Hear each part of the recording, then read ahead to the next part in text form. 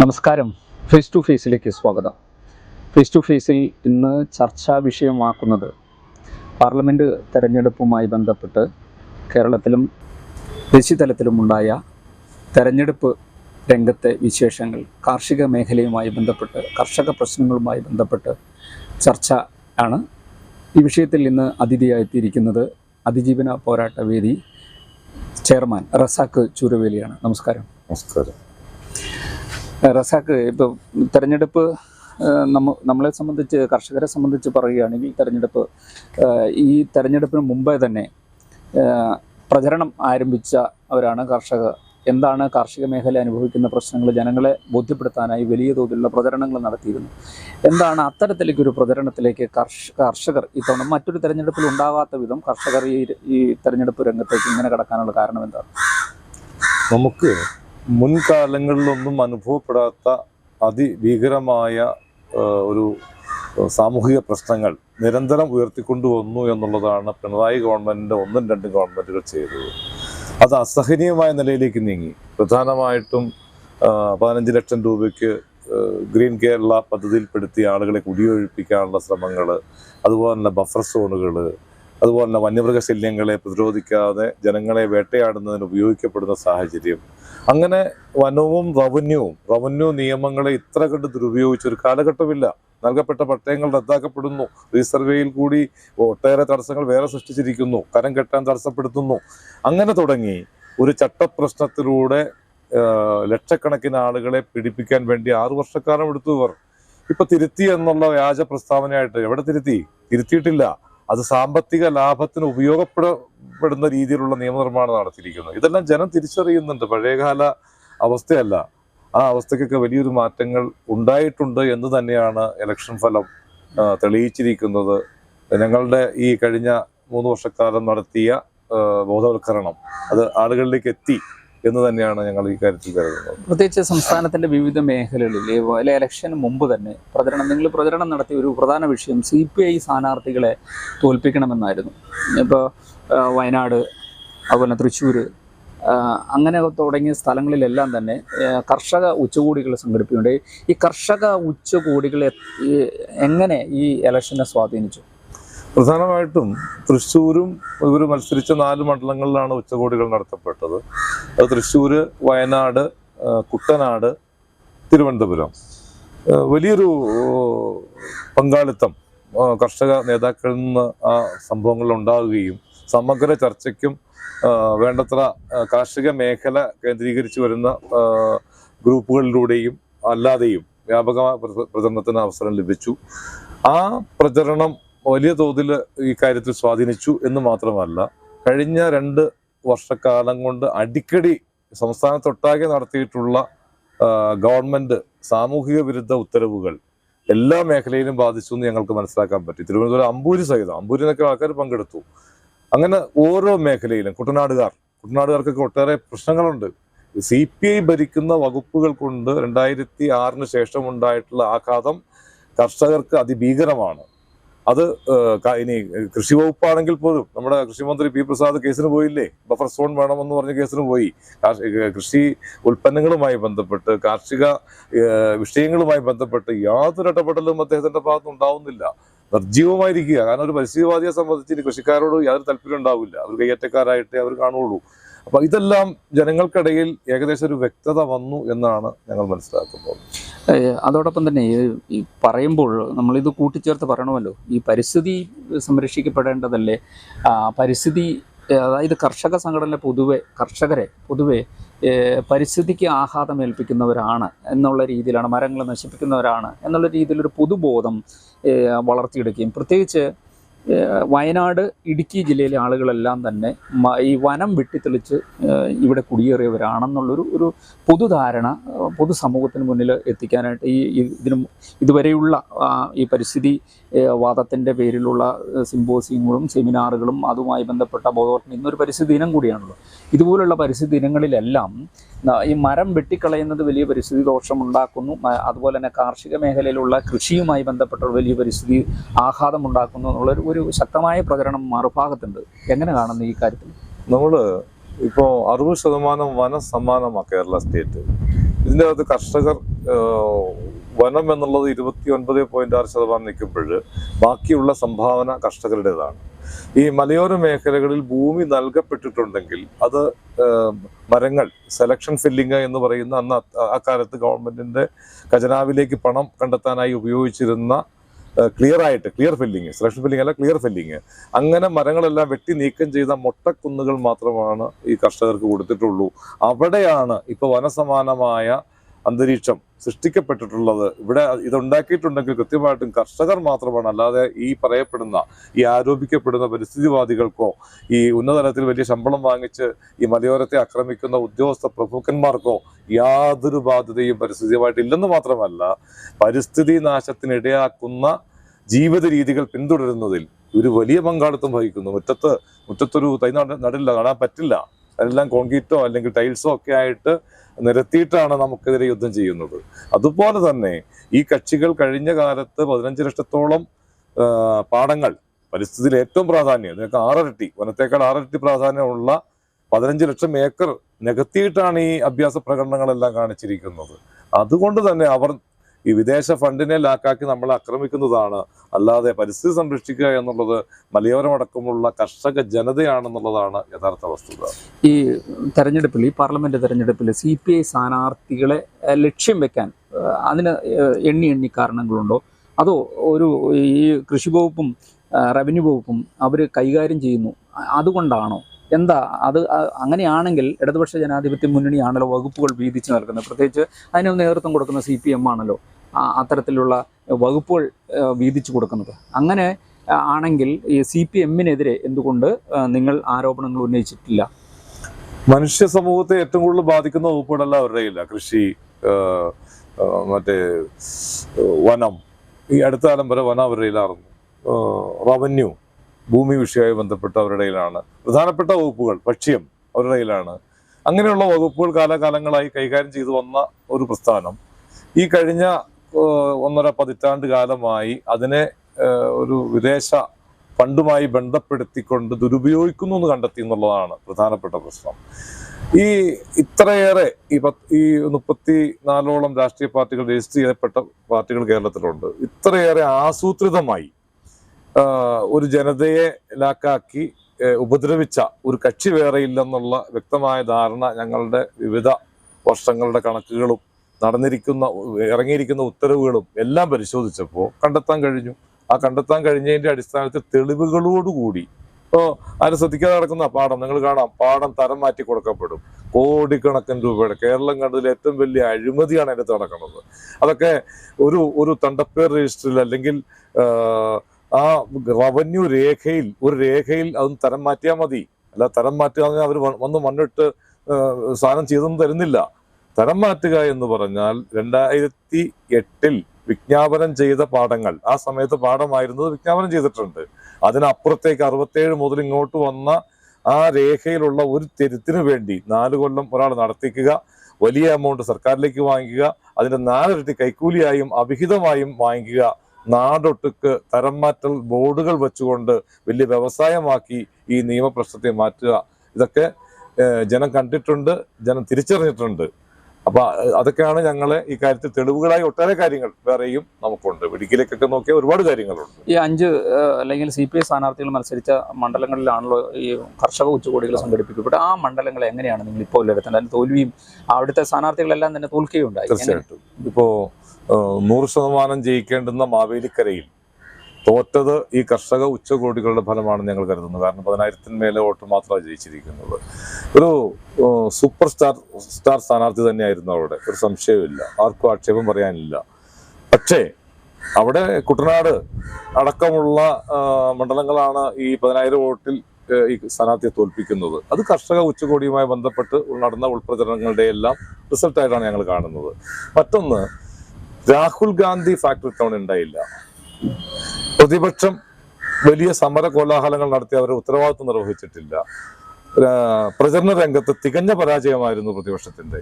എന്നിട്ടും രാഹുൽ ഗാന്ധി 10%-ഓളം 7-6% സംസ്ഥാന ലെവലിൽ വോട്ട് കുറഞ്ഞിട്ടും രാഹുൽ ഗാന്ധി 3.5 ലക്ഷത്തിന് മേലെ വോട്ടിന് ജയിച്ചിരിക്കുന്നു എന്നുള്ളതാണ്. മറ്റൊന്ന്, 2014 ഇടതുപക്ഷത്തിന് കിട്ടിയ 3.5 ലക്ഷം വോട്ടിലേക്ക് ആനിരാജ പോലുള്ള നേതാക്കൾക്ക് ശക്തമായ പ്രവർത്തനം നടത്തിയിട്ടും എത്താൻ പറ്റിയിട്ടില്ല. 60,000-ഓളം വോട്ട് പിന്നെയും കുറവാണ്, ബാക്കിലാണ് നിൽക്കുന്നത്. അപ്പൊ കർഷക ഉച്ചകോടിയുടെ റിസൾട്ട് കൃത്യമായും വന്നു. തൃശ്ശൂരിലെ കാർഷിക മേഖലയിൽ വ്യാപകമായി നമുക്ക് പ്രചരിപ്പിക്കാൻ പറ്റിയിട്ടുണ്ട്. കാർഷിക മേഖലയിൽ അവിടെ നടന്ന ഏറ്റവും വലിയ ഉച്ചകോടി അവിടുത്തതാണ്. അപ്പൊ അതില് കായലോര മേഖലയിലെ ജനവും സഹകരിച്ചു, പാവറട്ടി പോലുള്ള പഞ്ചായത്തുകൾ സഹകരിച്ചു.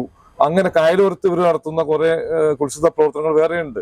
അതെല്ലാം കൂട്ടി ഈ ഘട്ടത്തിൽ ഇവർക്ക് തിരിച്ചടി കിട്ടിയതിൽ വലിയൊരു പങ്ക് വഹിക്കാൻ കർഷക സംഘടനകൾക്ക് കഴിഞ്ഞു എന്ന് തന്നെയാണ് ഞങ്ങൾ കരുതുന്നത്. ഈ CPIയുടെ ഒരു പ്രമുഖ സ്ഥാനാർത്ഥികളാണ് ഈ മണ്ഡലങ്ങളെല്ലാം. അവരുടെ ഇമേജ് കൊണ്ട് തന്നെ പലയിടങ്ങളിലും സുനിൽകുമാർ മുൻ മന്ത്രിയാണ്. അത് മാത്രമല്ല, തൃശ്ശൂരിനെ അദ്ദേഹത്തെ അറിയാത്തവരാരും തന്നെയില്ല. പക്ഷെ അദ്ദേഹം 2ാം സ്ഥാനത്തേക്ക് പിന്തള്ളപ്പെടുന്നു. വലിയ മാർജിനിലാണ് തോൽപ്പിക്കുന്നത്. ഇടതുപക്ഷത്തിന് അത്തരത്തിലൊരു ആഘാതം നിങ്ങളുടെ ഒരു പ്രവർത്തനം കൊണ്ട് മാത്രമാണെന്ന് പറയാൻ പറ്റുമോ? അങ്ങനെ മാത്രം പറയാൻ പറ്റില്ല. കാരണം ഈ ജനങ്ങളെ ബാധിക്കുന്ന ഒട്ടേറെ പ്രശ്നങ്ങൾ വേറെയും ഉണ്ടായിട്ടുണ്ട്. ഒരു വീട് പണിയണമെങ്കിൽ ഇന്ന് അതിന്റെ അനുമതി എടുക്കാൻ പോലും ഒരു വീട് പണിയെന്ന തുക തന്നെ വേണ്ടി വരുന്ന തരത്തിൽ നികുതികൾ, ഭാരിച്ച നികുതികൾ, പിഴകൾ, അതുപോലെ തന്നെ ആസൂത്രിതമായി ജനങ്ങളുടെ പൈസ കൊള്ള ചെയ്യാൻ വേണ്ടി മാത്രമുള്ള നിയമനിർമ്മാണങ്ങൾ, ചട്ടനിർമ്മാണങ്ങൾ, അങ്ങനെ കേരളത്തിലെ ജനങ്ങൾ വിവിധ തലത്തിൽ പീഡിപ്പിക്കപ്പെടുന്നുണ്ട്. അതിന്റെ എല്ലാം കൂടി റിസൾട്ടാണ് ആകെ ഈ റിസൾട്ടിൽ വന്നിരിക്കുന്നത്. അതിൽ പ്രധാന പങ്ക് കേരളത്തിലെ ഈ 64 സംഘടനകൾ നടത്തിയിട്ടുള്ള വലിയ പ്രചരണം ആ കാര്യത്തിൽ സ്വാധീനിച്ചു എന്ന് തന്നെ തെളിയും. പല കാര്യങ്ങളും ഇപ്പൊ ഇടുക്കി തന്നെ ഉദാഹരണം എടുത്താൽ തെളിയുന്നുണ്ട്. കഴിഞ്ഞ 2019 ഇലക്ഷനിൽ 1.25 ലക്ഷം വോട്ടാണ് ഡീൻ കുര്യാക്കോസ് ലീഡ് നേടിയത്, 1.71. ആ സമയത്ത് CPMന്റെ ജോയിസ് ജോർജിന് 3,75,000 വോട്ട് സ്വന്തമായിട്ട് പിടിക്കാൻ പറ്റിയിട്ടുണ്ട്, അത്രയും ഭൂരിപക്ഷം നേടുമ്പോഴും. പക്ഷേ ഇത്തവണ 1,31,000 വോട്ട് ലീഡ് നേടുമ്പോൾ CPM സ്ഥാനാർത്ഥിക്ക് 77,000 വോട്ട് കുറവാണ് കിട്ടിയിരിക്കുന്നത്. 2019 കിട്ടിയ ആ വോട്ടിൽ നിന്നും 77,000 വോട്ട് കുറഞ്ഞത് ഇടതുപക്ഷ വോട്ടാണ്. 10% വോട്ടോട് നടന്നിട്ടില്ല. മാണി 1,00,000-ഓളം വോട്ട് സ്വന്തമായിട്ടുണ്ടെന്ന് അവകാശപ്പെടുന്ന മാണി അന്ന് ഈ എതിർപക്ഷത്താണ്, ഇന്ന് തിരിച്ച് LDFിലാണ്. ഇതിന്റെയൊക്കെ റിസൾട്ട് എവിടെ പോയി? ഇത്രയും വോട്ട് കേന്ദ്രവുമായി ബന്ധപ്പെട്ടെന്ന് ഇവിടെ ഒരു വികാരം ആർക്കും ഉണ്ടായിട്ടില്ല. അത് സ്വാഭാവിക വികാരം, സ്വാഭാവിക രാഷ്ട്രീയ വികാരത്തിന് അപ്പുറത്തേക്കൊന്നും ഇത്തവണ ആരും പ്രതീക്ഷിച്ചുമില്ല. രാഹുൽ ഗാന്ധി പ്രധാനമന്ത്രിയാകുമെന്നും ആരും കണക്കാക്കിയിട്ടില്ല. കൃത്യമായിട്ടും ഈ ഇടത് ഗവൺമെന്റിന്റെ വിവിധ ചെയ്തികൾക്കെതിരെയുള്ള വലിയ ശക്തമായ പ്രതികരണമാണ് പല മേഖലയിലും ഉണ്ടായിട്ടുള്ളത്. അതിൽ ഇടുക്കിയിൽ ഉണ്ടായിട്ടുള്ളത് ഇപ്പൊ നിങ്ങൾ ചോദിക്കുമ്പോൾ ചിലപ്പോ ഈ ലോ റേഞ്ചിലും ഇത് ബാധിച്ചല്ലോ എന്ന്. ലോ റേഞ്ചിൽ ഞങ്ങളുടെ ബന്ധുമിത്രാദികളാണ്, ഞങ്ങൾ ലോ റേഞ്ചുകാരാണ്, ഹൈ റേഞ്ചുകാരെല്ലാം ലോ റേഞ്ചുകാരാണ്. ഞങ്ങൾക്കുണ്ടായിട്ടുള്ള വലിയ പ്രത്യാഘാതങ്ങൾ, ഈ ജനതയ്ക്ക് നടക്കുന്ന ആസൂത്രിത ഗൂഢാലോചനകളും നിയമവിരുദ്ധ നീക്കങ്ങളും, ഇതെല്ലാം ഞങ്ങളുടെ ബന്ധുമിത്രാദികൾ ശ്രദ്ധിക്കുന്നുണ്ട് താഴെയും. അതിന്റെ പ്രതിഫലനമാണിതെന്ന് ഞങ്ങൾ പറയുന്നത്. ഈ ഇടുക്കി പാർലമെന്റ് മണ്ഡലത്തെ സംബന്ധിച്ച് പറയുകയാണെങ്കിൽ താങ്കൾ സംസാരിച്ചപ്പോൾ തന്നെ പറഞ്ഞു, അതായത് കേരള കോൺഗ്രസിന് നിർണായകമായൊരു സ്വാധീനമുള്ള മണ്ഡലം. അവർ തന്നെ 1.5 ലക്ഷത്തോളം 1.25 ലക്ഷത്തോളം വോട്ട് ഉണ്ട്. ഇല്ലെങ്കിൽ പോകട്ടെ, ഒരു 80,000-ഓളം വോട്ട് എന്ന് കൂട്ടുക. നമ്മൾ അവർ പറയുന്ന അവകാശവാദങ്ങൾ അതിൻ്റെ പകുതിയായിട്ട് കൂട്ടിയാൽ പോലും ഒരു 60,000-ഓളം വോട്ട് കേരള കോൺഗ്രസിന് ഇവിടെ നിലവിലുണ്ട്. കേരള കോൺഗ്രസിന്റെ വോട്ട് കഴിഞ്ഞ തവണ ഡീൻ കുര്യാക്കോസിന് അനുകൂലമായിരുന്നു. കഴിഞ്ഞ തവണ ഡീൻ കുര്യാക്കോസ് മത്സരിക്കുമ്പോൾ അനുകൂലമായിരുന്നു. ഈ തവണ കേരള കോൺഗ്രസിന്റെ വോട്ട് അതേസമയം ജോയിസ് ജോർജിന് അനുകൂലമായി മാറുകയും ചെയ്യണം. 1964 ഭൂപതിപ്പ് നിയമ ഭേദഗതിയുമായും 60 നിയമ ഭേദഗതിയുമായി ബന്ധപ്പെട്ട് ഇടതുപക്ഷ ജനാധിപത്യ മുന്നണി അതുപോലെ കേരള കോൺഗ്രസും ഇടുക്കിയിൽ നടത്തിയ പ്രചരണത്തെ സമയത്ത് ഇടുക്കി ഘടകം ഒരു പ്രത്യേക നിലപാട് സ്വീകരിക്കുകയും സംസ്ഥാന ഘടകം, അതായത് ജോസ് കെ മാണി തൊടുപുഴയിൽ ഈ പരിപാടി ഉദ്ഘാടനം ചെയ്തുകൊണ്ട് സർവ്വ സ്വതന്ത്ര ഭൂമി എന്നാണ് പറഞ്ഞത്. അതായത് ഇടതുപക്ഷ ജനാധിപത്യ മുന്നണിയിൽ ഭാഗമായിരിക്കെ തന്നെ സർവ്വസ്വതന്ത്ര ഭൂമി എന്നുള്ള ഒരു മുദ്രാവാക്യം ഉന്നയിക്കുകയും ചെയ്തു. ഇടുക്കി ഒഴികെയുള്ള 13 ജില്ലകളിലും കേരള കോൺഗ്രസിന്റെ നിലപാട് പ്രചരിപ്പിക്കപ്പെടുകയും കട്ടൗട്ടറുകളും ബാനറുകളും എല്ലാം ഉയർന്നെങ്കിലും ഇടുക്കിയിൽ മാത്രം പ്രചരിക്കപ്പെട്ടിട്ടില്ല. യഥാർത്ഥത്തിൽ കേരള കോൺഗ്രസ് ചെയർമാന്റെ ഒരു നിലപാട് അണികൾ ഏറ്റെടുക്കുകയും രഹസ്യമായി ഇടതുപക്ഷത്തിന് ലഭിക്കേണ്ട വോട്ട് മറച്ചു എന്ന് ഉള്ളൊരു തോന്നലുണ്ടോ? ഉറപ്പായിട്ടും അങ്ങനെയുള്ള നിലപാട് എനിക്ക് തോന്നുന്നത് അവർ മാത്രമല്ല, CPIയുടെ ഒക്കെ ജില്ലാ ഘടകങ്ങളിൽ ഈ പ്രവണത ഉണ്ടായിട്ടുണ്ടാവാൻ സാധ്യതയുണ്ട്. കാരണം ഈ എടുക്കുന്ന നിലപാടിനോട് ഇപ്പൊ ഗവൺമെന്റ് ഈ ജില്ലയോട് എടുക്കുന്ന നയത്തോട് ഇടുക്കിയിലെ ഇടതുപക്ഷത്തിന് വ്യക്തമായ എതിർപ്പുണ്ടെന്നാണ് ഞങ്ങൾ മനസ്സിലാക്കുന്നത്. അപ്പൊ പിണറായി ഗവൺമെന്റിനെ തിരുത്തിക്കുന്നതിന് അല്ലെങ്കിൽ CPI പാർട്ടിയെ തിരുത്തിക്കുന്നതിന് ഇത്തരം ഷോക്ക് ട്രീറ്റ്മെന്റ് ആവശ്യമാണ് എന്ന് ഇവിടുത്തെ നേതാക്കളടക്കം വ്യക്തമായ ഉദ്ധാരണയുണ്ട്. അതുകൊണ്ടാണ് ലക്ഷക്കണക്കിന്, ഇപ്പൊ നിങ്ങൾ പറഞ്ഞു 80,000 വോട്ട് മാണിയുടെ കാണാനില്ല, 77,000 വോട്ട് കഴിഞ്ഞ 2019 ചെയ്ത, നമ്മൾ വർദ്ധിച്ചൊന്നും വർദ്ധിച്ചിട്ടുണ്ട് വോട്ട്, അത് കൂട്ടുന്നില്ല. ചെയ്ത വോട്ടിൽ പോലും 77,000 വോട്ട് കുറഞ്ഞിരിക്കുന്നു. അപ്പോ ഇവിടെ വലിയൊരു നമ്മൾ ഉദ്ദേശിക്കാത്ത തരത്തിലുള്ള ഒരു കണക്കാണ്. ഈ ന്യൂനപക്ഷ ഏകീകരണമെന്നോ അങ്ങനെ ഒന്നും പറഞ്ഞ് രക്ഷപ്പെടാൻ ഇടുക്കി പറ്റില്ല. ഇവിടെ കൃത്യമായിട്ടും ഇടതുപക്ഷ പ്രവർത്തകരുടെ ഭാഗത്ത് നിന്ന് വലിയ തോതിലുള്ള മാറ്റം ഉണ്ടായിട്ടുണ്ട്. അത് ഒരു നന്മയിലാക്കാക്കിയാണെന്ന് ഞാൻ വിചാരിക്കുന്നത്.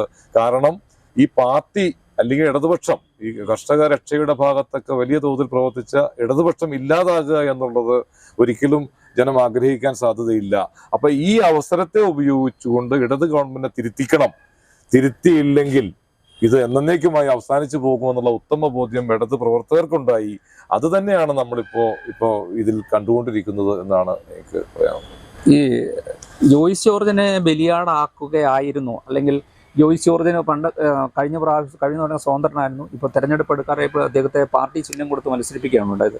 അപ്പോൾ ഈ ഒരു വിഭാഗം ആളുകൾ ചിന്തിക്കുന്നത് ജോയ്സ് ജോർജിനെ ബലിയാടാക്കി, അല്ലെങ്കിൽ പാർട്ടിയിൽ നിന്നും പാർട്ടിയുടെ സമ്പന്നതരായ നേതാക്കൾ ഇഷ്ടം പോലെ ഉണ്ടല്ലോ, ഇടുക്കി ജില്ലയിൽ തന്നെ ഉണ്ട്. പക്ഷേ ജോയ്സ് ജോർജിനെ ചിഹ്നം കൊടുത്ത് മത്സരിപ്പിക്കുകയും ഒടുവിൽ അത് ഒരു കനത്ത പരാജയം, വീണ്ടും രണ്ടാം തവണയും കനത്ത പരാജയം ഉണ്ടാകുകയും ആക്കി കൊടുത്തു. അത് ഒരു ഇടതുപക്ഷ ഗൂഢാലോചനയാണോ? അതായത് ഹൈറേഞ്ച് സംരക്ഷണ സമിതിയുടെ രാഷ്ട്രീയം പറഞ്ഞ്, കർഷക രാഷ്ട്രീയം പറഞ്ഞ് രംഗത്ത് വന്ന ജോയ്സ് ജോർജ് പിന്നീട് ഇടതുപക്ഷ രാഷ്ട്രീയ പ്രവർത്തകനായി മാറുന്നു. ഇപ്പോൾ ഈ തെരഞ്ഞെടുപ്പ് ആകുമ്പോഴത്തേക്കും പക്ക CPM ചിഹ്നത്തിൽ മത്സരിച്ച് ഒരു CPM സ്ഥാനാർത്ഥിയായി മാറുന്നു. ഇവിടെ ഒരു അന്തരമുണ്ടല്ലോ. തീർച്ചയായിട്ടും കർഷക രക്ഷ ഉയർത്തിക്കൊണ്ട് സമിതിയുടെ പേരിൽ വന്ന ജോയ്സ് ജോർജ് ആ ദൗത്യം നിർവഹിക്കുന്നതിൽ പരാജയപ്പെട്ടു എന്ന് മാത്രമല്ല, പിന്നീട് ഈ കഴിഞ്ഞ 7 വർഷക്കാലം ഈ നാട്ടിൽ വന്നിട്ടുള്ള 32ഓളം സർക്കാർ ഈ ജനവിരുദ്ധ ഉത്തരവുകളുണ്ട്. അത് ചോദ്യം ചെയ്യുന്നതിനോ ഇപ്പോൾ കേരള ഹൈക്കോടതിയുടെ മൂന്നാർ ബെഞ്ചിൽ 46 വിധികൾ വന്നിട്ടുണ്ട്. അതിൽ തന്നെ പല പഞ്ചായത്തുകളുടെയും സ്റ്റാൻഡിംഗ് കൗൺസിൽ ജോയ്സ് ജോർജാണ്. അതിലൊന്നും വേണ്ടത്ര ആക്ട് ചെയ്യാതെ ഗവൺമെന്റിന്റെ നിലപാടിനോടൊപ്പം ചേർന്ന് നിൽക്കുകയും ഈ കർഷകർക്ക് വേണ്ടി ശബ്ദിക്കാതിരിക്കുകയും ചെയ്തയാൾ വീണ്ടും ഇവിടെ ഒരു വേഷത്തിൽ വരരുതായിരുന്നു എന്ന അഭിപ്രായം ഞങ്ങൾക്കുള്ളത്. അപ്പോൾ അത് തിരിച്ചറിയാതെ പണ്ടൊക്കെ നമുക്ക് കഥകൾ പറഞ്ഞ ആളുകളെ പറ്റിക്കാമായിരുന്നു. പറ്റില്ല, പുതിയ കാലത്ത് അത് പറ്റില്ല. ആളുകളെല്ലാം തിരിച്ചറിയുന്നു എന്ന ബോധം ഇവർക്കുണ്ടാവണം. ഗ്രൗണ്ട് റിയാലിറ്റി ഇവർക്ക് അറിയില്ല. അതിലേക്ക് ഇവരെത്തണം, ജനങ്ങളുമായി സംവദിക്കണം, അവരുടെ മാനസികാവസ്ഥ പഠിക്കണം. അപ്പൊ അതിലേക്കൊന്നും ഇവരെത്താതെ ഒരു പരിധി വരെ ഒരു സംഘടനയെ ബലി കൊടുത്തതിൽ ഇടതുപക്ഷം ബോധപൂർവം ചെയ്തു. അതോടൊപ്പം ഇടതുപക്ഷത്തിന്റെ തണലിൽ വളരാമെന്ന് കർഷകരെ വഞ്ചിച്ച് വളരാമെന്നുള്ള വ്യാമോഹവും ഇവിടെ അവസാനിക്കുന്നു.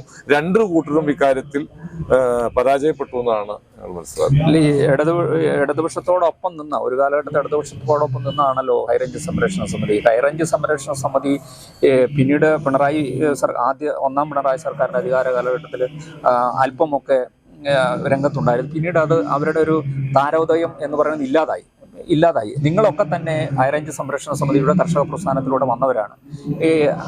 യഥാർത്ഥത്തിൽ ഈ ഇടതുപക്ഷത്തോടൊപ്പം ചേരുമ്പോൾ ഇടതുപക്ഷം അങ്ങനെ അവരെ സ്വീകരിക്കുകയാണെങ്കിൽ, ഇപ്പോൾ സാധാരണ ഇതിൽ ഒരു തനിക്ക് വെടുക്കാക്കുക എന്നുള്ളൊരു സ്വഭാവത്തിലേക്ക് ഇടതുപക്ഷം മാറിയതാണോ ഈ കർഷക സംഘടന? അതുകൊണ്ടാണോ നിങ്ങളെപ്പോലുള്ള ആളുകൾ മറ്റൊരു സംഘടന ഉണ്ടാക്കുവാനും പുതിയ സംഘടനയായിട്ട് സംസ്ഥാന വ്യാപകമായ ഒരു സംഘടന രൂപീകരിക്കാനൊക്കെ തീരുമാനിച്ചത്? ഹൈറേഞ്ച് സംരക്ഷണ സമിതി LDF-നോട് യോജിച്ചു നിന്നത് കർഷകരുടെ നീറുന്ന പട്ടയ അടക്കമുള്ള പ്രശ്നങ്ങൾ, അന്ന് നിലനിന്ന പ്രശ്നങ്ങൾ ശാശ്വതമായി പരിഹരിക്കാമെന്നുള്ള ഗ്യാരണ്ടിയിൽ തന്നെയാണ്. പക്ഷേ അവർക്ക് അധികാരം ലഭിച്ചപ്പോൾ അവർ മറ്റൊരു ശൈലിയിലേക്ക് മാറി. CPIയുടെ കയ്യിലേക്ക് ഈ പറയപ്പെടുന്ന വകുപ്പുകളെല്ലാം കൊടുത്തു. അവർ ഈ ജനങ്ങളെ മാരകമായി ഉപദ്രവിച്ചു. ഈ ഉപദ്രവിച്ച ഘട്ടത്തിൽ ഇവർക്ക് ചോദ്യം ചെയ്യാൻ കഴിയാതെ വന്നു. ജില്ലാ നേതൃത്വത്തിനോ ജില്ലാ LDF-നോ ഇത് ചോദ്യം ചെയ്യാൻ പറ്റാത്ത ഒരു സാഹചര്യം സംസ്ഥാനത്ത് രൂപപ്പെട്ടിട്ടുണ്ട്. അതിന്റെ പ്രധാന കാരണം ഒരു ഏകാധിപത്യ പ്രവണത ഇന്ന് കേരളത്തിലുണ്ട്. നമ്മൾ മോഡിയെ പറയും, വേറൊരു മോഡിയാ ഇവിടെ ഇരിക്കുന്നത്. അപ്പോ ഇവർക്ക് വേണ്ട രീതിയിൽ അവതരിപ്പിച്ച് ഈ വിഷയത്തിന്റെ ഗൗരവം അവരിൽ എത്തിക്കാൻ ഈ പിണറായി എന്ന് പറയുന്ന സഖാവിന്റെ ഇപ്പോഴത്തെ നിലപാടിൽ കഴിയാതെ വന്നു എന്നാണ് ഞങ്ങൾ മനസ്സിലാക്കുന്നത്. അപ്പൊ ഈ വന്നത്ര ജനവിരുദ്ധ ഉത്തരവുകളെ അല്ലെങ്കിൽ നയങ്ങളെ ഇവർക്ക് ന്യായീകരിക്കേണ്ടി വന്നു. ഇവർ കേന്ദ്രത്തെ കുറ്റം പറയുക, അല്ലെങ്കിൽ കോടതിയെ കുറ്റം പറയുക, അതിനെ ന്യായീകരിച്ച് വെളുപ്പിക്കാൻ ശ്രമിച്ചു. ഈ കാലത്ത് അതൊന്നും പ്രായോഗികമായ നടപടിയല്ല. വസ്തുതകളിൽ ജനം എത്തുക തന്നെ ചെയ്യും. ആ എത്തി എന്നുള്ളതിന്റെ ഉറപ്പാണ് ഇടതുപക്ഷ കോട്ടയിൽ നിന്ന് ലക്ഷക്കണക്കിന് വോട്ടുകൾ മാറി ചെയ്തുകൊണ്ട് ഈ ജനം കൊടുത്ത ഈ ഷോക്ക് ട്രീറ്റ്മെന്റ്. ഈ നമുക്കറിയാം, ഇപ്പോൾ ഈ പറഞ്ഞു പോകുമ്പോൾ തന്നെ ഇടുക്കിയിലെ ഗുരുതരാവസ്ഥ. ഇപ്പോൾ കോടതി എല്ലാ ചൊവ്വാഴ്ചകളെയും ഓരോ ഉത്തരവുകളിടുന്നു. പല പ്രദേശങ്ങളും വനമല്ലാത്ത പ്രദേശങ്ങൾ വനമായി പ്രഖ്യാപിക്കപ്പെടുന്നു. പ്രത്യേകിച്ച് AK ആന്റണി സർക്കാരിൻ്റെ കാലത്ത് ആദിവാസികൾക്ക് പതിച്ചു കൊടുത്ത ഭൂമി ഇത് വനമാക്കണമെന്ന് 301 കോളനി അടക്കം പിടിച്ചെടുത്ത് വനമാക്കണം എന്നുള്ള രീതിയിൽ ആനത്താര നിർമ്മിക്കണമെന്നുള്ള റിപ്പോർട്ടൊക്കെ അരിക്കൊമ്പൻ കേസിൻ്റെ അകത്ത് ഈ വിദഗ്ധ സമിതി കോടതി മുമ്പാകെ കൊടുത്തിരിക്കുന്നു. അത് കളക്ടറുടെ പരിഗണനയിലാണ്. അതോടൊപ്പം തന്നെ നിരവധി ഉത്തരവുകൾ. ഇപ്പോൾ നമുക്കറിയാം, ഇവിടുത്തെ കാർഷിക പ്രശ്നങ്ങൾ പരിഹരിക്കുന്നതിൽ മുഖ്യധാര രാഷ്ട്രീയ പാർട്ടികളെല്ലാം അത് പ്രതിപക്ഷമെന്നോ ഭരണപക്ഷമെന്നോ ഇല്ലാതെ അവർ ഡൗൺ സ്ട്രീമിലാണ്. ഇപ്പോൾ ദേശീയപാത 85 ബന്ധപ്പെട്ട് വനം വകുപ്പിൻ്റെ എതിർപ്പുകളുണ്ടായിട്ടും പലവട്ടം ചർച്ച നടന്നിട്ട് യാതൊന്നും ചെയ്യാതെ, അതായത് മുന്നണികളെല്ലാം തന്നെ കൈയൊഴിഞ്ഞപ്പോൾ സാധാരണ ഒരു പെൺകുട്ടി എന്ന് വെച്ച് കേസ് കൊടുക്കേണ്ട ഒരു ഗതികേടിലേക്ക് വന്നു. എന്നാൽ അതിനൊരു അനുകൂലമായി വിധി ഉണ്ടായിട്ട് പോലും അത് അനുകൂലമായി പോലും അല്ലെങ്കിൽ നന്മയെന്നോ തിന്മയെന്നോ പറയാൻ പോലും നമ്മുടെ രാഷ്ട്രീയ സമൂഹത്തിനാകുന്നില്ല. ഇടുക്കിയിലെ രാഷ്ട്രീയക്കാർക്ക് എന്ത് പറ്റി? ആരെയൊക്കെ പേടിക്കുന്നുണ്ടോ അവർ? ഇടുക്കിയിലെ ജനങ്ങളും രാഷ്ട്രീയ നേതാക്കളും ഈ മാഫിയ സംഘങ്ങളാണ്, അല്ലെങ്കിൽ പാറമട ലോബിയാണ്. ചില ലോബിയിങ്ങിന്റെ ഭാഗമാണ് ഈ കക്ഷികളെന്ന് സ്റ്റേറ്റ് നമുക്കെതിരെ ഒരു ആരോപണം സ്ഥാപിച്ചെടുത്തിട്ടുണ്ട്. ആ സ്ഥാപിച്ചെടുത്തെടുത്ത് ഇത്തരം കാര്യങ്ങൾ, റോഡിന് വീതി വേണം, അല്ലെങ്കിൽ ഈ വനത്തിന്റെ ഉള്ളിൽ കൂടി ഇന്നത് ചെയ്യണമെന്ന് ധൈര്യപൂർവ്വം പറയാൻ നമ്മുടെ നേതാക്കൾ മടിക്കുന്നു, ഭയപ്പെടുന്നു. അപ്പോ മാഫിയയുടെ ഭാഗമാക്കി മാറ്റുവര്. ഇപ്പൊ ഇടുക്കി പോലുള്ള ദുർബല ജില്ലകളെ ചില ജില്ലക്കാർ ഭരിക്കുന്നു എന്നുള്ളതാണ്. അവർക്ക് മേലെ സംസാരിക്കാൻ ഇവർക്ക് കഴിയുന്നില്ല. അവരതിന് കുറെ കഥകളും കുറെ അവിഹിത ശാസ്ത്രങ്ങളും മെനഞ്ഞു വെച്ചിരിക്കുക. പരിസ്ഥിതിയുമായി ബന്ധപ്പെട്ട് ഒരു തരത്തിലും തികഞ്ഞ അശാസ്ത്രീയത കൊണ്ട് കേരളം മൊത്തം ഒരു ബോധവൽക്കരിച്ച് വെച്ചിരിക്കുക. അപ്പൊ അതിനു മേലെ വനത്തിൽ കൂടി വീതി കൂടി റോഡ് വേണമെന്ന് പറയാനുള്ള ധൈര്യം നമ്മുടെ നേതാക്കൾക്ക് ചോർന്നു പോയിട്ടുണ്ട്. അതിന് കാരണം അമിതമായ പരിസ്ഥിതി ഭ്രാന്ത് പിടിച്ച ഒരു വിഭാഗം തിരുവനന്തപുരത്ത് സൃഷ്ടിക്കപ്പെട്ടു. അവർക്ക് മുമ്പിൽ അവതരിപ്പിക്കാനുള്ള നമ്മുടെ നേതാക്കളുടെ ധൈര്യം നഷ്ടപ്പെട്ടു. അവരെ മാഫിയാക്കുമോ, അല്ലെങ്കിൽ ആ നിലയിലേക്ക് ഇടുക്കിയിലെ നേതാക്കൾ തരംതാണ്, ചെറുതായി പോയി. അത് ഇടത് വലത് മുന്നണി വ്യത്യാസമില്ലാതെ ഇപ്പൊ അതിനൊരു മാറ്റം വന്നു തുടങ്ങിയിട്ടുണ്ട്. കാരണം ഞങ്ങൾ പ്രതിരോധം തീർത്തു തുടങ്ങിയപ്പോൾ ഈ രണ്ട് കക്ഷികൾക്കും നേതാക്കൾക്കും പൊതുസമൂഹത്തിൽ അവമതിപ്പുണ്ടാക്കുന്ന തരത്തിലേക്ക് പ്രതിരോധം തീർക്കുന്ന ഒട്ടേറെ സംഘടനകൾ ഇപ്പോൾ രൂപപ്പെട്ടു വന്നിട്ടുണ്ട്. ചുമ്മാ കഥയൊന്നും പറഞ്ഞാൽ വിട്ടുപോകാൻ പറ്റില്ല. ഇപ്പൊ തന്നെ ഒരു പെൺകുട്ടിയുടെ കഥ പറഞ്ഞു നമ്മുടെ റോഡിന്റെ കേസിന്. അത് കിഫ എന്ന് പറയുന്ന സംഘടനയുടെ നേതൃത്വത്തിൽ ചെയ്ത കാര്യമാണ്. ഇപ്പൊ കഴിഞ്ഞ ഈ 2 പതിറ്റാണ്ട് കാലം ഒട്ടേറെ നേതാക്കൾക്കെതിരെ ഫോറസ്റ്റ് കേസ് എടുത്തു. അവിടെ ഒട്ടേറെ നിർമ്മാണങ്ങൾ തടഞ്ഞു. ആർക്കും പറ്റിയില്ലല്ലോ. സ്റ്റേറ്റിന് പരിഹരിക്കാവുന്ന വിഷയമല്ല, കേന്ദ്രമൊന്നും ഇതിനകത്ത് ബന്ധമില്ല. ഈ നാട്ടിൽ ഇപ്പോൾ ഉണ്ടായിട്ടുള്ള മുഴുവൻ പ്രശ്നങ്ങൾക്കും ശാശ്വത പരിഹാരം കാണാൻ ഒരു നിയമപ്രശ്നവും കേന്ദ്രത്തിലേക്ക് പോകേണ്ട, നമുക്കിവിടെ പരിഹരിക്കാം. അത് പരിഹരിക്കാനുള്ള മനസ്സ്, ആർജവം ഈ രാഷ്ട്രീയത്തിനുണ്ടോ എന്ന് മാത്രം പരിശോധിച്ചാൽ മതി. ഈ 1960 ഭൂപതിവ് നിയമ ഭേദഗതി ചട്ടം ഉണ്ടാക്കാനാണ് ശ്രമിച്ചുകൊണ്ടിരിക്കുന്നു. ഈ കനത്ത തോൽവിയുടെ പശ്ചാത്തലത്തിൽ ഇടതുപക്ഷം ഈ എന്ത് നിലപാട് സ്വീകരിക്കുമെന്നാണ്, അല്ലെങ്കിൽ എന്ത് സ്വീകരിക്കണമെന്നാണ് അതിജീവന പോരാട്ട വേദിക്ക് പറയാനുള്ളത്? നിലവിൽ നിർമ്മിക്കപ്പെട്ട നിയമം കൊണ്ട് ശാശ്വത പരിഹാരം ഉണ്ടാകും എന്ന് ഞങ്ങൾ കരുതുന്നില്ല എന്ന് നേരത്തെ തന്നെ ഞങ്ങൾ പറഞ്ഞിരുന്നു. എന്നാൽ ചില ആശ്വാസ നടപടികൾ ഇതിൽ കൊണ്ടുവരാൻ കഴിയും. ആ കൊണ്ടുവരുന്നതിൽ പരമാവധി ചെയ്യാവുന്ന ഒട്ടേറെ കാര്യങ്ങളുണ്ട്. ഉദാഹരണത്തിന് നമുക്ക് വേണമെങ്കിൽ ഇപ്പോൾ ക്രമവൽക്കരണം ഇത്ര സ്ക്വയർ ഫീറ്റ് വരെ എന്നൊക്കെ അവർ പറയുന്നു. എന്താവട്ടെ, ക്രമവൽക്കരണം ഓൺലൈനിൽ നമുക്ക് തന്നെ ചെയ്യാവുന്ന തരത്തിലേക്ക് കൊണ്ടുവരാം. അപ്പൊ ഉദ്യോഗസ്ഥർക്ക് പൈസ കിട്ടില്ല, നമ്മൾ അളക്കുന്നു, നമ്മൾ അതിന്റെ ഡീറ്റെയിൽസ് കൊടുക്കുന്നു. തെറ്റുണ്ടെങ്കിൽ അവർ ശിക്ഷിച്ചോട്ടെ, അതിന് വേറെ ഇതുണ്ടാക്കിയാൽ മതി, ചട്ടത്തിൽ തന്നെ വേറെ ഇതുണ്ടാക്കിയാൽ മതി. അങ്ങനെ ഓൺലൈനിൽ കക്ഷികൾക്ക് തന്നെ വേണമെങ്കിൽ ക്രമവൽക്കരിക്കാം. ആശ്വാസമാക്കാം. അല്ല അത് പറയുമ്പോൾ മുഖ്യമന്ത്രി തന്നെ ഇവിടെ ഒരു പ്രസ്താവന ഉണ്ടല്ലോ, 5 തരം നികുതികളുടെ കാര്യം പറയുന്നുണ്ടല്ലോ. അത് തന്നെ പ്രശ്നം.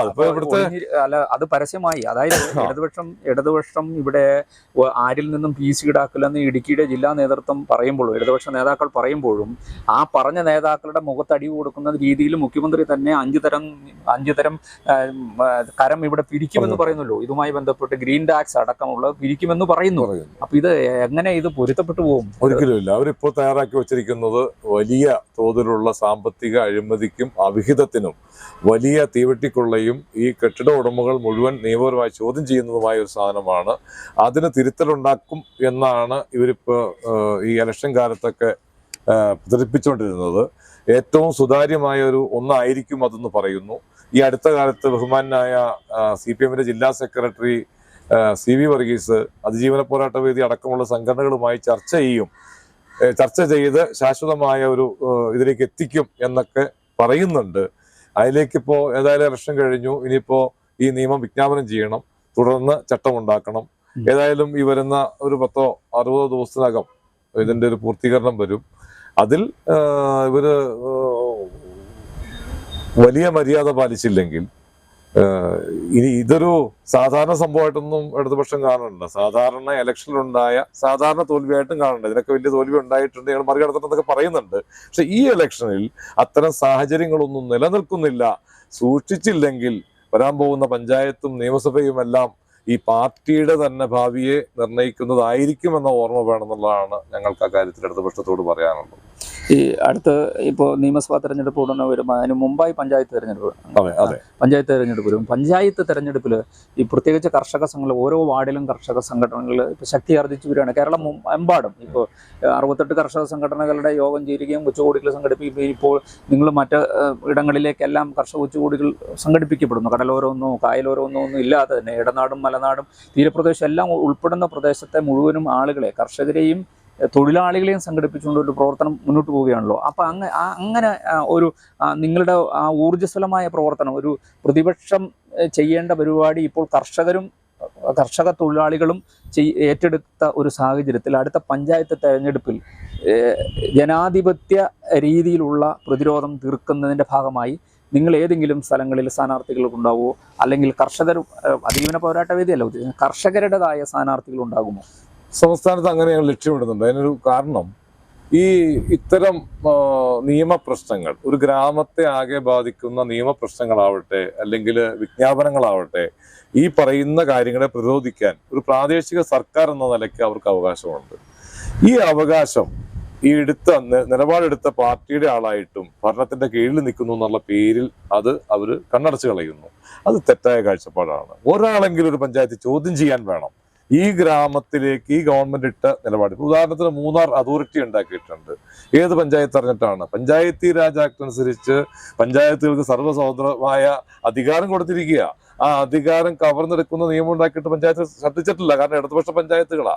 അങ്ങനെ പ്രത്യേകിച്ച് ഒരു പാർട്ടി തന്നെ ഇടതുപക്ഷം വ്യാപകമായി പഞ്ചായത്തുകൾ പിടിച്ചെടുത്തു. വലിയ പ്രശ്നമാണ് നമുക്കുണ്ടാക്കിയത്. കാരണം ഈ വിഷയങ്ങളെ പ്രതിരോധിക്കാൻ നമുക്ക് വേണ്ട സഹകരണം കിട്ടിയില്ല. അവർക്ക് സഹകരിക്കാൻ പറ്റില്ല. കാരണം പാർട്ടി നിലപാടിനെതിരെ അവർക്ക് നിൽക്കാൻ പറ്റില്ല. എല്ലാം സംഭവിച്ചിട്ടുണ്ട്. ഉത്തരവിട്ടെങ്കിലും പല അപേക്ഷകളും വെറുതെ കിടക്കുകയാണ്. ഗ്രാമസഭയ്ക്കുള്ള അധികാരം എന്താ? ഗ്രാമസഭ സമ്പൂർണ്ണ അധികാരമുള്ള ബോഡിയാണ്. ഗ്രാമസഭയും പഞ്ചായത്തും അതനുസരിച്ചുള്ള നിലപാടിലേക്കും പ്രമേയങ്ങളിലേക്കും ഉറച്ചു നിന്നാൽ ഗവൺമെന്റ് തിരുത്തേണ്ടി വരും. പക്ഷെ അതിനുള്ള ആർജവം എങ്ങനെ കാണിക്കും? പാർട്ടി അടിമകളായിട്ട് അവിടെ നിൽക്കുന്നത്. അപ്പൊ അതിനൊരു തിരുത്തൽ വേണം. ഇപ്പോൾ സംസ്ഥാന ലെവലിലുള്ള രാഷ്ട്രീയമാണ് നമ്മൾ ഇതുവരെ അഭിചിന്തനം ചെയ്തുകൊണ്ടിരിക്കുന്നത്. ഇപ്പോൾ ആരും പ്രതീക്ഷിക്കാത്ത രീതിയിൽ ഇപ്പോൾ മോദി സർക്കാർ തന്നെ അധികാരത്തിൽ എത്തുമെന്നായിരുന്നു വലിയ പ്രചരണം. അത് ദേശീയ മാധ്യമങ്ങളെല്ലാം വലിയ ക്യാമ്പയിൻ നടത്തുകയും വലിയ പ്രചരണം നടത്തുകയൊക്കെ ചെയ്തു. ഇവിടെ കർഷകർ ഒരു സമരം നടത്തുകയും അതോടൊപ്പം തന്നെ വലിയ പ്രതിരോധം സൃഷ്ടിക്കുകയൊക്കെ ചെയ്യുമ്പോൾ തന്നെ ഡൽഹിയിൽ ഇടതുപക്ഷത്തിനെതിരെ ഇവിടെ കർഷകർ സമരം നടത്തുന്നു. അതേസമയം ആ ഇടതുപക്ഷം ഉൾപ്പെടുന്ന ഒരു സമരം യഥാർത്ഥത്തിൽ ഡൽഹിയിൽ നടക്കുന്ന ഡൽഹി സമരം, കർഷകരുമായിട്ട് ബന്ധപ്പെട്ട ദേശീയ തലത്തിലൊരു വലിയ പ്രക്ഷോഭ സമരം നടത്തുക. അവിടെ കർഷകർക്ക് വേണ്ടി ശബ്ദിക്കുന്ന CPIയും CPMും ഇവിടെ വരുമ്പോൾ യഥാർത്ഥത്തിൽ കർഷകരെ പീഡിപ്പിക്കുകയാണ് എന്നുള്ളൊരു വസ്തുത നിങ്ങൾക്ക് മനസ്സിലായിട്ടുണ്ടോ? അതായത് പല വിഷയങ്ങളിലും കർഷകർ മിനിമം പ്രൈസും ഒക്കെ നിശ്ചയിക്കുന്ന കാര്യത്തിലൊക്കെ സമരത്തിനൊപ്പമുണ്ട് ഇടതുപക്ഷം ഡൽഹിയിൽ. മോദിക്കെതിരെ സമരം നടത്താൻ കർഷകർക്കൊപ്പമുണ്ട്. അതേസമയം ഇവിടെ കർഷകർ അനുഭവിക്കുന്ന പ്രശ്നത്തിൽ ഇവിടെ ഈ പറയുന്ന ഈ മിനിമം പ്രൈസ് ഏർപ്പെടുത്തുവാനൊന്നും സംസ്ഥാന സർക്കാർ അല്ലെങ്കിൽ പിണറായി സർക്കാർ തുനിയുന്നില്ല. ഇതൊരു നമ്മളെങ്ങനെയാണ് ഇതിനെ കാണുക?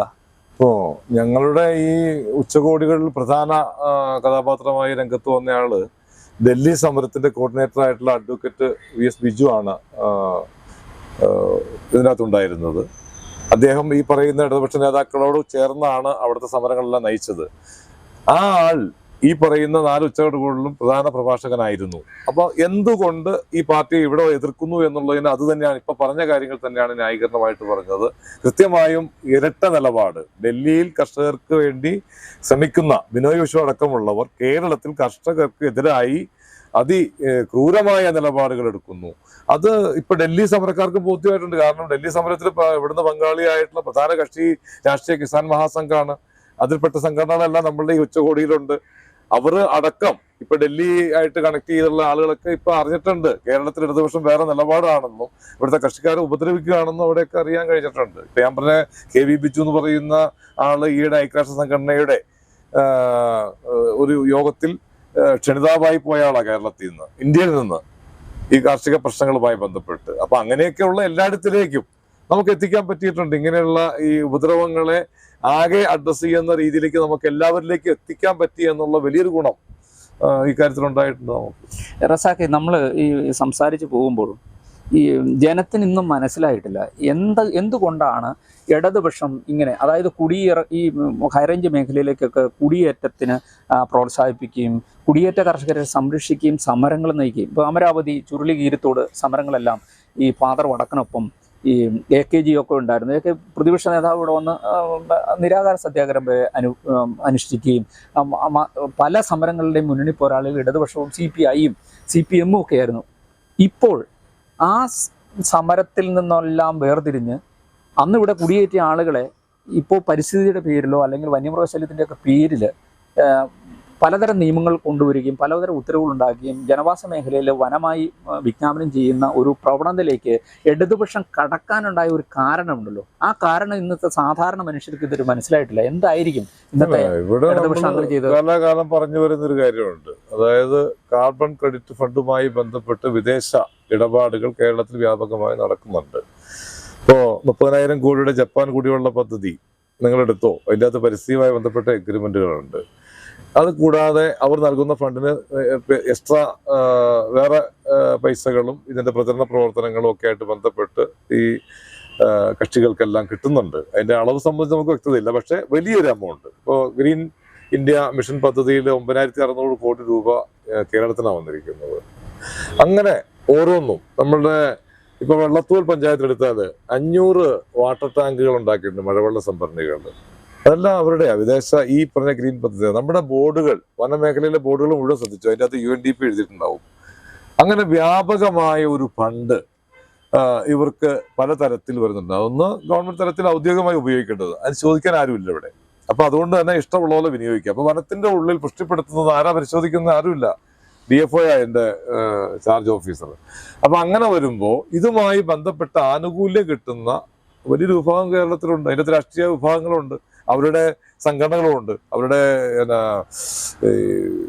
അവർ നയിക്കുന്ന പരിസ്ഥിതി സംഘടനകളും ഇതിൻ്റെ അകത്തുണ്ട്. അപ്പൊ അതാണ് മെയിൻ ആയിട്ടുള്ള കാര്യം. മറ്റൊന്ന്, പരിസ്ഥിതി സംരക്ഷണം എന്നുള്ളതൊരു ആഗോള ആവശ്യവും ഒരു ബോധവൽക്കരണം നടക്കുന്നുണ്ട്. അപ്പൊ അതിന്റെ ഭാഗമായിട്ട് നിഷ്കളങ്കരായ ആളുകൾ ഇവർ പറയുന്ന പരിസ്ഥിതിയാണെന്ന് വിചാരിച്ച് തന്നെ സഹകരിക്കുന്നവരും വ്യാപകമായിട്ടുണ്ട്. മറ്റ് പ്രധാനമായ വേറൊരു കാര്യം എടുത്തു പറയേണ്ടത്, 50% സമ്പദ് വ്യവസ്ഥ ഗവൺമെന്റിനെ നയിച്ചിരുന്ന സാമ്പത്തിക മേഖല 50% കാർഷിക മേഖലയിൽ നിന്നായിരുന്നു. അപ്പൊ അത് 10ആയി മാറി. പിന്നെ ഈ കൃഷിക്കാർ എന്ന് പറയുന്ന വർഗം വെറുതെ ഏറ്റുമുട്ടാനും പ്രതികരിക്കാനും വരുന്നവരല്ല. അവർ ഫുൾ ടൈം അതിൽ ഒഴുകി പോകുന്നവരാണ്. ഭയപ്പെടുന്നില്ല അവരുടെ നിന്ന് പെട്ടെന്നൊരു പ്രതികരണം ഒന്നും അവർ ഭയപ്പെടുന്നില്ല. ഇപ്പൊ ഇങ്ങനെ കുറെ സംഘടനകളൊക്കെ വന്ന് ബോധവൽക്കരണത്തിലേക്ക് വരുന്നതുകൊണ്ട് അവർ ഭയപ്പെടുന്നത്. അല്ലെങ്കിൽ അവർ ന്യായീകരിച്ച് പറയും നമ്മളല്ല, അത് ഐക്യരാഷ്ട്ര സംഘടനയാണ്, അല്ലെങ്കിൽ വേറെന്തെങ്കിലും ചാരി അവരിങ്ങനെ നമ്മളെ കൊണ്ടുപോയിക്കൊണ്ടിരിക്കും. എല്ലാ പഞ്ചായത്തുകളിലൂടെയും വർഷാവർഷം ഏതെങ്കിലും തരത്തിൽ വിദേശ ഫണ്ട് വരുന്നുണ്ട്. അതാണ് നമ്മൾ കയ്യാല കെട്ടുന്നതിന്, പശു വാങ്ങുന്നതിന്, എല്ലാം വിദേശ ഫണ്ടാ. അപ്പൊ നമ്മളറിയാതെ ഈ ഫണ്ട് നമ്മൾ കൈപ്പറ്റുന്നുണ്ട്, അത് ഉപയോഗിക്കുന്നുണ്ട്. അതിന്റെ ഒരു പ്രതിഫലനമാണ് നമുക്ക് മൊത്തത്തിൽ ഇപ്പോൾ നമുക്കറിയാം ഈ ഇന്ത്യയിലേക്ക് വിദേശ ഫണ്ട്, കാർബൺ ക്രെഡിറ്റ് ഫണ്ടുമായി ബന്ധപ്പെട്ട് വലിയ തോതിലുള്ള ഒരു ഒഴുക്കുണ്ടാകുന്ന ജയറാം രമേശിൻ്റെ ലോക പൈതൃക പട്ടികയിൽ പശ്ചിമഘട്ടത്തെപ്പെടുത്തുന്നതുമായി ബന്ധപ്പെട്ടുള്ള നടപടിക്രമങ്ങളാണ്. കോൺഗ്രസ് ഈ കാര്യത്തിൽ ഇപ്പോൾ ഈ ഭരിക്കുന്ന മോദി സർക്കാരിനേക്കാളും വലിയ പരിസ്ഥിതി സ്നേഹം കാണിക്കുന്നവരാണ്. നമ്മൾ ഇവിടുന്ന് വിജയിപ്പിച്ചു വിട്ട, അതായത് ശത്രുവിൻ്റെ ശത്രു മിത്രമാണെന്നുള്ള രീതിയിൽ ഇവിടെ കാണിച്ചെങ്കിൽ പോലും യഥാർത്ഥ ഒരു ശത്രു ഇതിന് ഒളിഞ്ഞിരിക്കുന്നുണ്ടല്ലോ. അത് തിരിച്ചറിയുന്നുണ്ടോ കോൺഗ്രസിന്റെ അതായത് ഈ അമിത പരിസ്ഥിതിവാദവും കാർബൺ ക്രെഡിറ്റ് ഫണ്ടുമായി ബന്ധപ്പെട്ടുള്ള കോൺഗ്രസിന്റെ പ്രവർത്തനങ്ങളെ തുറന്നു കാട്ടേണ്ടതല്ലേ? ഇതിനകത്ത് നമ്മൾ കാണുന്നൊരു ആപത്ത്, ഇപ്പോ ജയറാം രമേശ് അടക്കമുള്ള കേന്ദ്ര നേതാക്കൾക്ക്, AK ആന്റണി അടക്കമുള്ള, ഞങ്ങൾ അങ്ങനെ കണക്കാക്കണം, അങ്ങനെ ലക്ഷ്യമുള്ളപ്പോൾ പോലും കേരളത്തിലെ കോൺഗ്രസ് നേതാക്കൾ അത് ഏറ്റെടുത്ത് ഇവിടെ അടിച്ചേൽപ്പിക്കാൻ ശ്രമിച്ചിട്ടില്ല.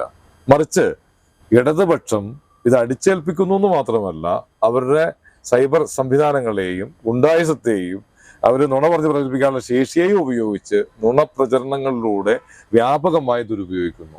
ആ ശേഷി കോൺഗ്രസിനില്ല. അതാണ് നമ്മൾ അവർ തമ്മിലുള്ള വ്യത്യാസം കാണുന്നത്.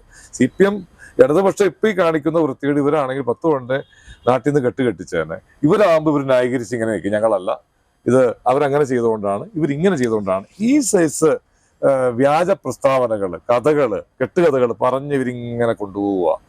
അത് നമുക്ക് വലിയ ആപത്ത് ചെയ്യും. മറിച്ച് ഇവിടെ ന്യൂനപക്ഷമായ ഒരു വിഭാഗം കോൺഗ്രസിൽ ഉള്ളൂ. ബാക്കിയുള്ളവരൊന്നും ഇതിനോട് യോജിച്ച് നിൽക്കുന്നില്ല എന്ന് മാത്രമല്ല, ധൈര്യപൂർവ്വം നടപ്പാക്കാൻ അവർക്ക് ശേഷിയുമില്ല.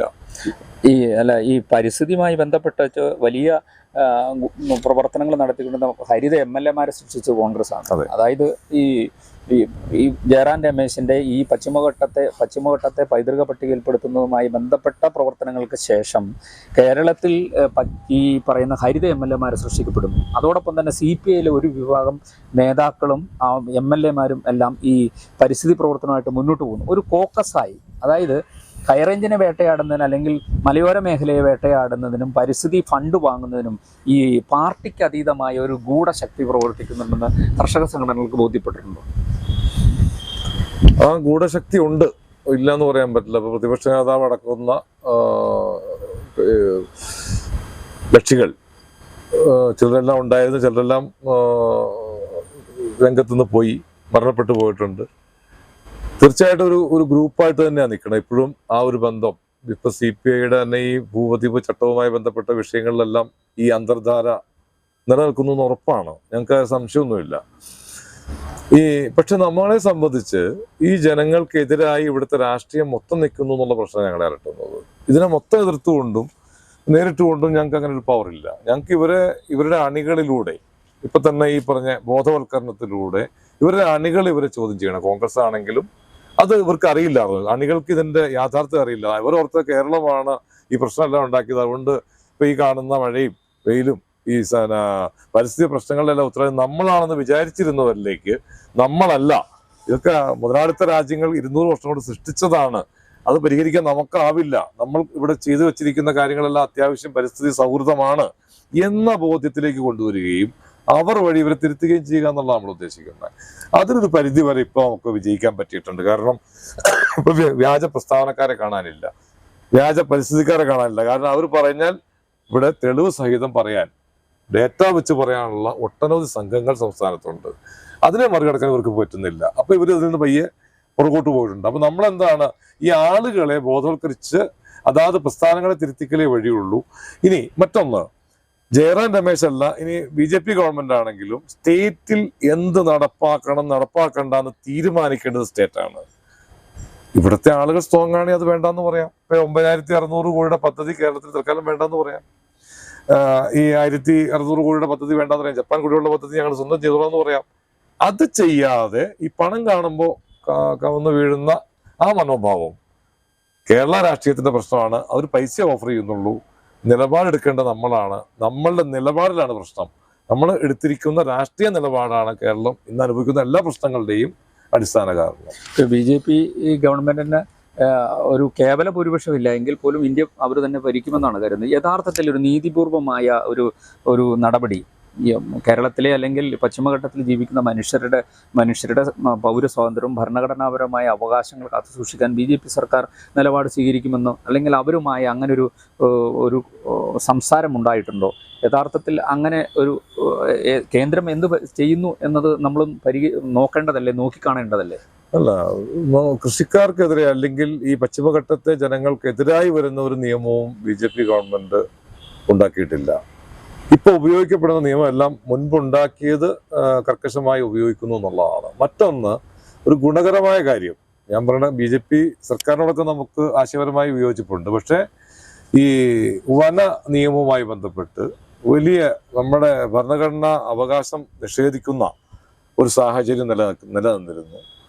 അത് ഈയിടെ 2023 ഭേദഗതിയിൽ വലിയ മാറ്റങ്ങൾ കൊണ്ടുവരുന്നുണ്ട് ഗവൺമെന്റ്. അപ്പൊ തർക്കപ്രധാന ഈ നമ്മുടെ ഹൈവേയിൽ ഇത് ഫോറസ്റ്റ് ആണെന്ന് ചുമ്മാ പറഞ്ഞാൽ പറ്റില്ല, അതിന് രേഖ വേണം. ആ 96 വരെയുള്ള കൈവശം അംഗീകരിക്കണം. അങ്ങനെ ഒട്ടേറെ വിപ്ലവകരമായ മലയോരത്തിന് ഒട്ടേറെ ആശ്വാസം നൽകുന്ന വലിയൊരു നിയമ മാറ്റം ഉണ്ടാക്കിയിട്ടുള്ളത് BJP ആണ്.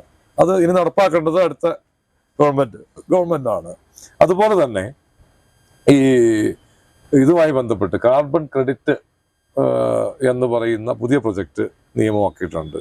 നമുക്ക് മരം നടാം, ആ നട്ട മരം വെട്ടാം, ആ നടുന്ന നമ്മൾ ശേഖരിക്കുന്ന കാർബണിന്റെ പൈസ നമുക്ക് ഏതെങ്കിലും കമ്പനിക്ക് വിൽക്കാം. ആ നിലയിലേക്ക് കർഷകർക്കെല്ലാം വലിയ ഗുണം ചെയ്യുന്ന ഒരു പ്രൊജക്റ്റ് നടപ്പിലായിട്ടില്ല, ഏതാണ്ട് നിയമമാക്കിയിട്ടുണ്ട്. അതിന്റെ ബാക്കി നടപടികൾ പൂർത്തീകരിച്ച് ഉടനെ തന്നെ തുടങ്ങുമെന്നാണ് പ്രതീക്ഷിക്കുന്നത്. അതൊരു പക്ഷേ എനിക്ക് തോന്നുന്നു വന്യമൃഗശല്യമുള്ളിടത്തൊക്കെ നമുക്ക് മരകൃഷിയാക്കി മാറ്റാം. അതിന് വലിയൊരു ഫണ്ട്, നമുക്ക് കാർബൺ ക്രെഡിറ്റ് ഫണ്ട് ഇനി ഭാവിയിൽ കൃഷിക്കാരുടെ കയ്യിലേക്ക് അല്ലെങ്കിൽ നടുന്നവരുടെ കയ്യിലേക്ക് എത്തുന്ന പുതിയ പ്രൊജക്റ്റിലേക്ക് അതെത്തും. അത് കേരളം എങ്ങനെ ഏറ്റെടുക്കുമെന്നുള്ളത് ചിന്തിക്കേണ്ടതുണ്ട്. കാരണം സാധാരണക്കാർക്ക് പൈസ കിട്ടുന്ന പ്രൊജക്റ്റിനോടൊന്നും കേരളം പെട്ടെന്ന് പ്രതികരിച്ചോളണമെന്നില്ല. കേരളം ഏറ്റെടുക്കുന്ന പക്ഷം വരുന്ന വർഷം മുതൽ നമുക്ക് കാർബൺ ക്രെഡിറ്റ് ഫണ്ട് നമ്മളിലേക്ക് എത്തുന്ന പുതിയ സിസ്റ്റത്തിലേക്ക് അവർ കൊണ്ടുവന്നിട്ടുണ്ടെന്ന് ഞാൻ മനസ്സിലാക്കുന്നത്. ഇപ്പോൾ ഈ അവസാനമായിട്ട് ഈ ഇടുക്കിയിലെ കാര്യത്തിലേക്ക് തന്നെ നടക്കാം. ഇടുക്കിയിൽ ജോയിസ് ജോർജിനെ തോൽപ്പിച്ചത് യഥാർത്ഥത്തിൽ ആരാണ്? ഇടുക്കിയിൽ ജോയിസ് ജോർജിനെ തോൽപ്പിച്ചതിന്റെ മുഖ്യ ഉത്തരവാദിത്വം കർഷകർ തന്നെയാണ്. മുഖ്യ ഉത്തരവാദിത്വം, മറ്റ് ഘടകങ്ങളില്ല എന്നല്ല. സംസ്ഥാനത്തൊട്ടാകെ ഉണ്ടായ മറ്റു കാര്യങ്ങൾ, ഇപ്പോൾ പെൻഷനാണെങ്കിലും ഒട്ടേറെ വികാരങ്ങൾ ജനങ്ങൾക്കിടയിൽ, ഞാൻ പറഞ്ഞല്ലോ, പല കാര്യങ്ങളും ഉണ്ട്. ആ കാര്യങ്ങളിൽ ഉണ്ടായിട്ടുള്ള അസാമാന്യ മാനസിക വിഷമം ഈ ഇടത് വലത് വ്യത്യാസമില്ലാതെ, ഞാൻ രാഷ്ട്രീയ വ്യത്യാസമില്ലാതെ എല്ലാവർക്കും ബാധിച്ചിട്ടുണ്ട്. മറ്റൊന്ന്, പിണറായി വിജയൻ എന്ന് പറയുന്ന ഏകാധിപത്യത്തോട്, ജനാധിപത്യത്തിന് വിരുദ്ധമായ ഒരു സമീപനം, ഒരു രാജാവിന്റെ സമീപനം ആളുകൾക്ക് വല്ലാത്ത അസ്വാരസ്യം ഉണ്ടാക്കിയിട്ടുണ്ട്.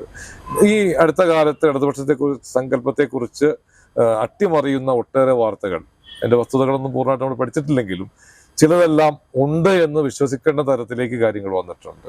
ഇതെല്ലാം തിരുത്തി പോകേണ്ടി വരും. അപ്പോൾ തീർച്ചയായിട്ടും പ്രധാനമായിട്ടും കർഷക പ്രശ്നങ്ങളാണ് തോൽപ്പിച്ചത്. എന്നാൽ മറ്റ് ഘടകങ്ങളും ഇതിൻ്റെ അകത്ത് വന്നിട്ടുണ്ടെന്നാണ് ഞാൻ കരുതുന്നത്. ഈ നിയമസഭാ മണ്ഡലങ്ങളെ, ഇടുക്കി പാർലമെന്റ് മണ്ഡലത്തെ നിയമസഭാ മണ്ഡലങ്ങളെ വിചിന്തനം ചെയ്യുമ്പോഴത്തേക്ക് നമ്മൾ എടുത്തു പറയാവുന്ന, ഇടതുപക്ഷത്തിന് വലിയ മുന്നേറ്റം ഉണ്ടാക്കാവുന്ന ഒരു മണ്ഡലമായിരുന്നു ഉടുമ്പൻചോല. ഉടുമ്പൻചോലയിൽ കാര്യമായ മുന്നേറ്റം ഉണ്ടാക്കാൻ ഇടതുപക്ഷ സ്ഥാനാർത്ഥിക്ക് പറ്റിയില്ല. ചില ബൂത്തുകളിൽ മാത്രമാണ് ഒരു 100-ൽ താഴെ വോട്ടുകൾക്ക് ലീഡ് ചെയ്യാൻ കഴിഞ്ഞിട്ടുള്ളത്. നമ്മൾ ആ ബൂത്ത് ലെവലിലുള്ള കണക്കുകൾ പരിശോധിക്കുമ്പോൾ അതാണ് മനസ്സിലാകുന്നത്.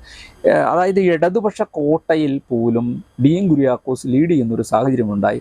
അത് എന്തുകൊണ്ടായിരിക്കും? പ്രത്യേകിച്ച് CHRുമായി ബന്ധപ്പെട്ട ഒരു വിഷയം നിലനിൽക്കുന്ന ഉടുമ്പൻചോല നിയമസഭാ മണ്ഡലത്തിൽ അവരുടെ ഒരു പ്രതീക്ഷ, അതായത് ഈ തെരഞ്ഞെടുപ്പ് അടുക്കുന്നതിന് തൊട്ടു മുമ്പ് തന്നെ കർഷകർ പ്രസ്താവനയുമായി രംഗത്ത് വന്നിരുന്നു. ഈ ചില ഈ കേസുമായി ബന്ധപ്പെട്ടുള്ള വിഷയങ്ങളെ ആധാരമാക്കി പത്രസമ്മേളനങ്ങളെല്ലാം വിളിച്ചിരുന്നു. പക്ഷെ അത് വേണ്ട രീതിയിൽ പ്രചരിക്കപ്പെട്ടില്ല. എങ്കിൽ പോലും അവിടെ ജനങ്ങളുടെ ഉള്ളിൽ നിന്ന് ചില അടിയൊഴുക്കുകൾ ഉണ്ടായി എന്നാണ് മനസ്സിലാക്കേണ്ടതല്ലേ? ഒന്ന്, CHR വിഷയത്തിൽ ഗവൺമെന്റ് നിലപാട് ജനം വിശ്വസിക്കുന്നില്ല. അവരൊരു ഭയപ്പാടോടുകൂടിയാണ് അവരിയ്ക്കുന്നത്. ഏത് സമയത്തും വനത്തിന്റെ പരിധിയിലേക്കാകാം, അവരുടെ ഈ പറയുന്ന തോട്ടങ്ങൾ നഷ്ടപ്പെടാം. മറ്റൊന്ന്, ഇത് പുതുക്കി കൊടുക്കുന്നതുമായി ബന്ധപ്പെട്ട്, നമ്മുടെ രജിസ്ട്രേഷൻ പുതുക്കി കൊടുക്കുന്നതുമായി ബന്ധപ്പെട്ട് കുറ്റകരമായ അനാസ്ഥ വ്യാപകമായി സർക്കാർ കാണിക്കുന്നു. ഏലപ്പട്ടയുണ്ട്. 1936 കൊടുത്ത പട്ടയങ്ങൾ ഏലത്തിനായിട്ടാണ് കൊടുത്തത്. ആ പട്ടയങ്ങൾ 10 സെന്റ് 5 സെന്റൊക്കെയുള്ള വ്യാപകമായ സ്ഥലങ്ങൾ അവിടെ ഉണ്ട്. ആളുകൾ വിലയ്ക്ക് വാങ്ങിച്ച് വീട് വെക്കാനൊക്കെ ആയിട്ട് വാങ്ങിച്ച്.